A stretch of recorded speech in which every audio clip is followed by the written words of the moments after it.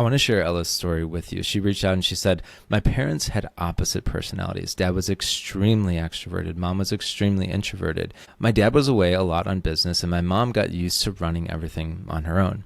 I wouldn't say they had fights, but my father would shout at my mom, call her names, and she would just sit there and cry. The final straw was when my dad met a young female coworker. She was more sociable than my mom and understood my dad's business dealings better. They fell in love. At the time, the prevailing attitude was that it was better for parents to split up than stay in an unhappy marriage. Kids were resilient and they would be fine. So my parents divorced. 3 months later, my dad married his coworker. At the time, I was relieved that all the shouting and crying were over. My dad lived in a big city and it was exciting to visit him. His new wife acted more like a sister to me than a mother. She took me shopping and she was very fashionable, so my teenage self liked that very much. It wasn't until my late 30s that I realized how damaged I was from my dad's abandonment and the subsequent divorce. Unlike many children of divorce, I never blamed myself. It was very clear that my parents were mismatched and my dad was a bully. When asked how the divorce had impacted her, Ella said this: I was promiscuous as a teen, and it got even worse after my own divorce.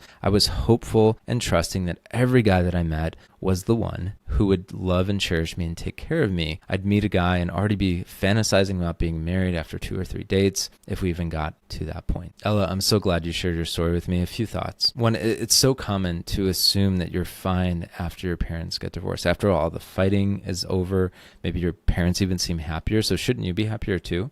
But just like you found, so often the wounds are there. We're just blind to them. We're not aware of them. We're silently carrying them around with us, carrying those hidden wounds. And they so often don't surface until maybe your 20s or your 30s or maybe even later.